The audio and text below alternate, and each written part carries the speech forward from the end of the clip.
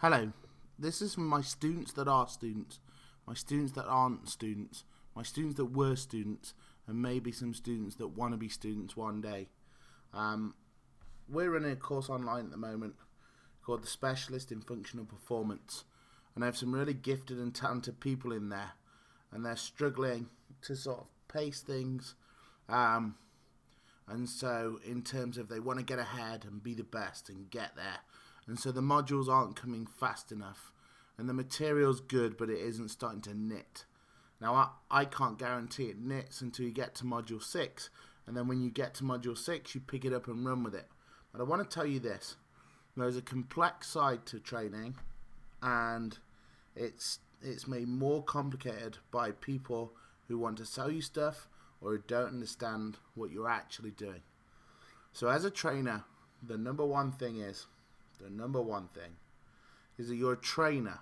So pain equals go away. Unless it's diagnosed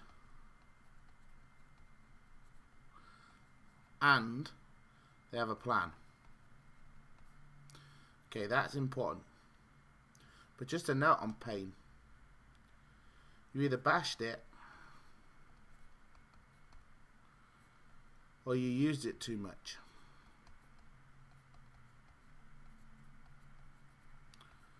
Or you're using it too much.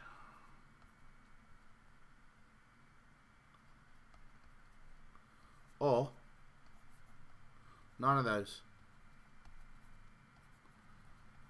And you need to speak to someone who works with the brain, the central nervous system, experience,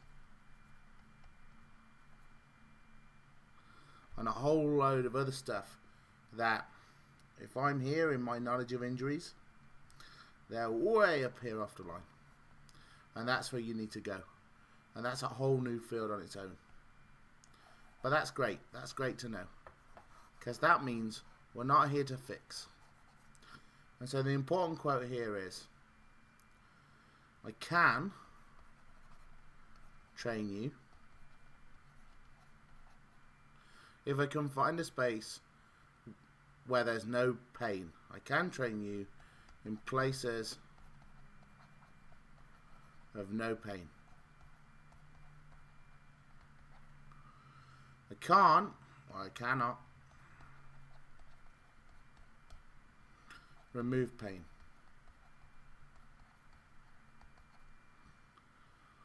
Or repair tissue.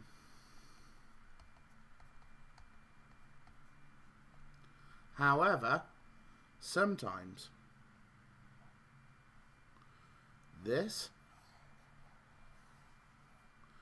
helps this, or is a component of helping this. But this tissue repair is going to happen on its own, or it's not going to happen. And this is complicated and needs an expert that concentrates on that. So, which is cool, but I'm a trainer, and we're trainers. And if we're not trainers, then maybe this is the course that helps you bridge the gap to a trainer, and you're already good at the pain stuff. Or maybe you want to do the pain stuff, and this is not for you.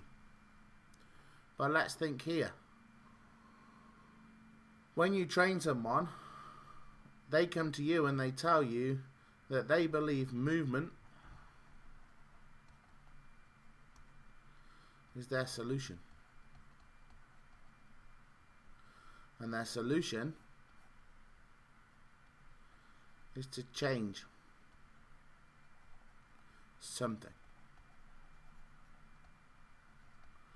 And normally something is reduce body fat, increase muscle,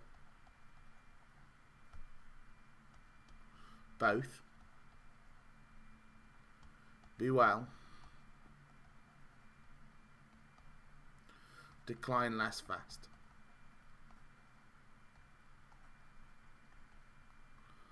Perform better. And what they're saying is they've chosen movement to do this. And so movement is what we're going to use. And that's important to know, because that means you need to be a movement expert. You're not saying you're curing everything with movement, but you're saying I'm going to use movement to help me. So to get a change, there's two components. There's mechanics.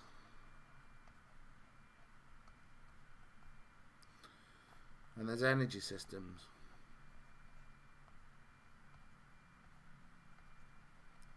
And that's what we can affect. Now these are quite well defined scientifically.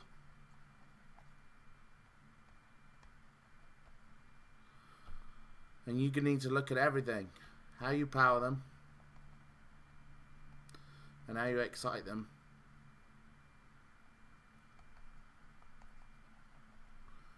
And which ones are relevant. And in what order. And that's all the structural side of changing somebody's body. I like that. That's all about volumes and reps and sets and times and weights and effort. And that's all good. And getting them in the right order. That's good too. And not confusing things. Not saying, well, I don't know, the CP system equals power. When for a client, power equals maximum they can get from aerobic.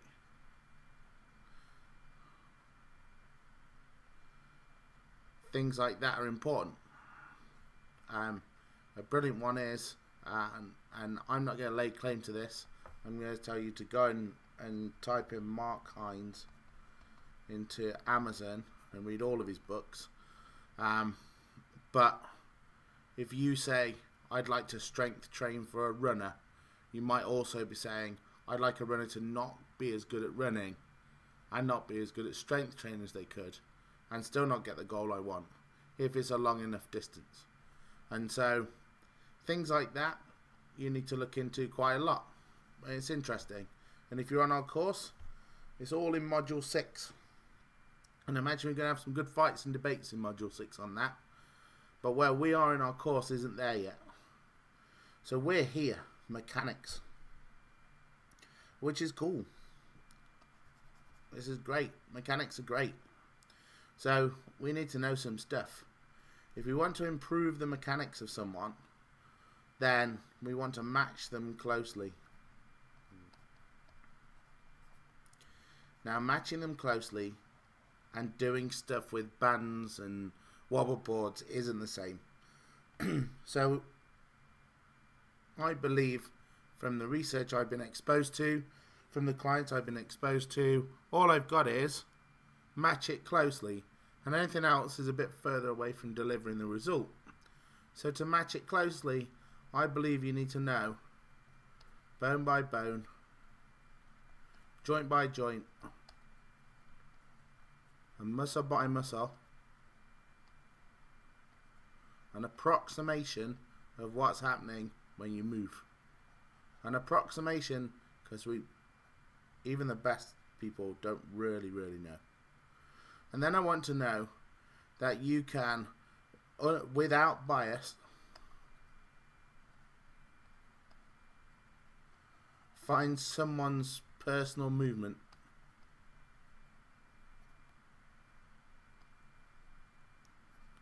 and so define their skill. And I'm running out of page here, it's funny, but define their skill, then push their skill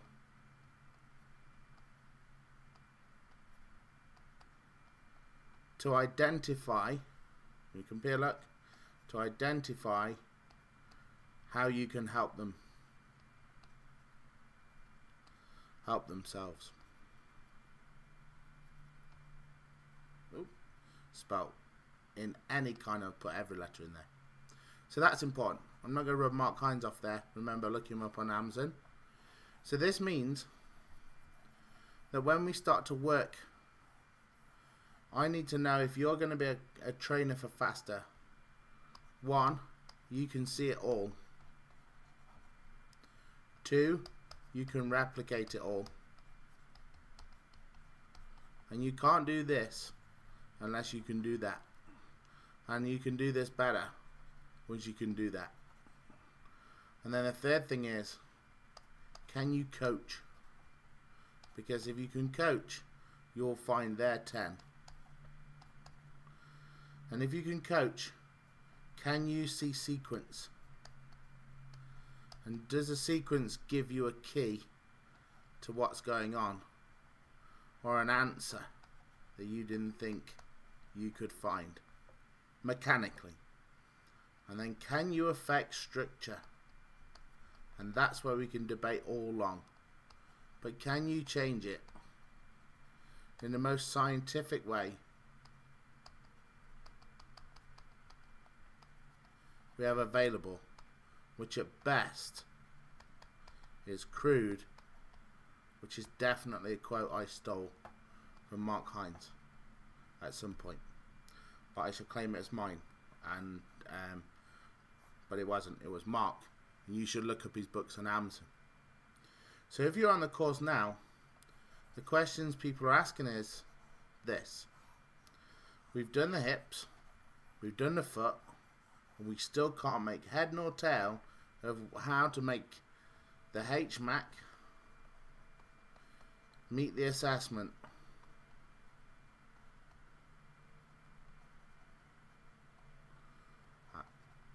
Meet the training application.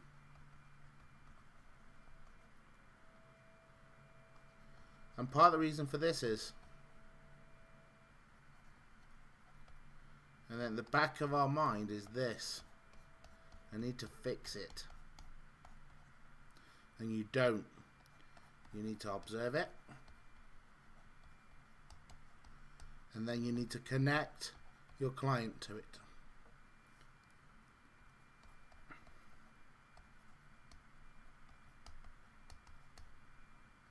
And that's how you're going to get your client to improve. And if you observe it, the movement, connect your client to the movement, and then say, this is what you like doing, this is what you might have to do that's different, this is how you change under fatigue, and so therefore here's my plan. And that's what we're trying to do. And so I hope this helps, because what it means now is, if you're on the course and you're saying this, you're saying, I don't understand where the course is going to, I don't understand quite what I want to do with this, and some of this is mindset. Because the first thing is, until you have the client in front of you, you won't know. So that's the first thing. And the second thing is, when you have the client in front of you, you may not need to do everything I'm showing you, and you may come up with your own things to do. And so when the client's in front of you, then you'll work with what you've got.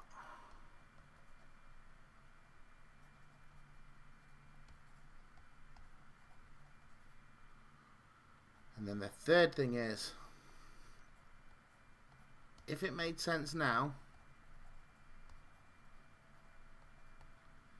and you could use it fully,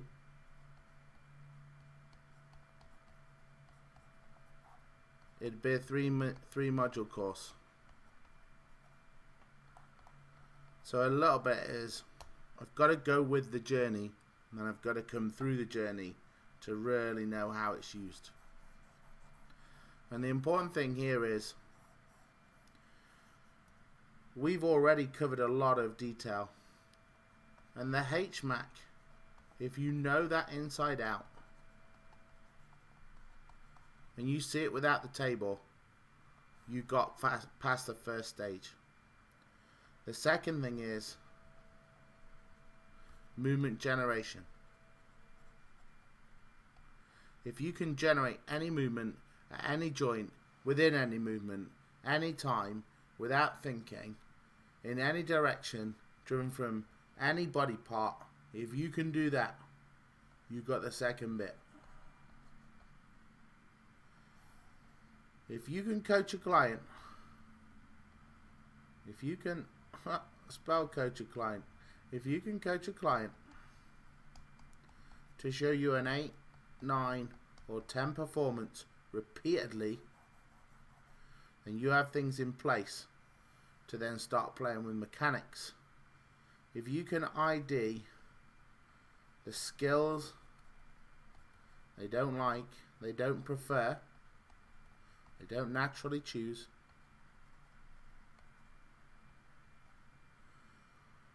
and the movements that change under fatigue,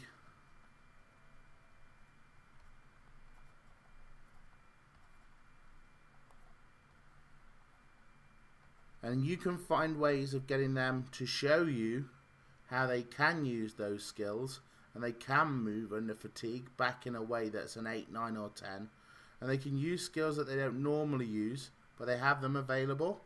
If you can do that, and then you can take all of that and match it to an energy system in an order that they use in their everyday life, or in an order that will get them the best physical response, then you get it, and then you can deliver.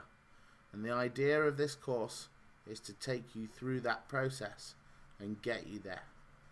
And so where we are now as a group is we're close, because we're starting to get into that. We got into the hip, we got into the foot, start to make the HMAC clearer, but the assessments have not come natural yet. But that's because we haven't got anyone to assess yet, and that I don't want to get us there until we got through thoracic. So this week, if you're on the course, then we'll do some hangouts Tuesday, Wednesday and Friday, and when we do those, things will start to become clearer. But if you're trying to fix people still, you're way off.